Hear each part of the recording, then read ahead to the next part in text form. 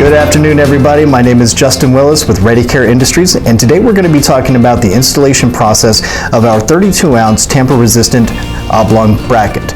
To do the installation, we're going to need a few items, first of which is 3 of our individual 32-ounce oblong bottles, the pump tops, of course. Also need 2 of our nylon screws that are going to go into our white covering, which goes right on top of the bracket like so, and is going to be secured in place with a Phillips head screwdriver. Alright, so in this step of the process, we're going to first off pretend that this is actually installed on one of your shower walls.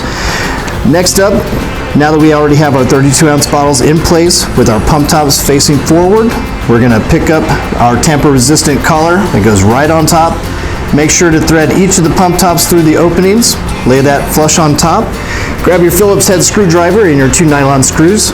The nylon screws start off just by going into the pre-drilled holes.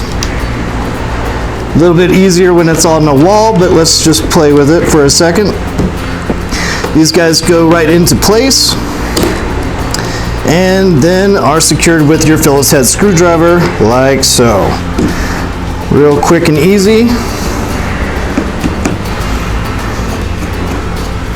And now you have a tamper-resistant bracket installed in your shower.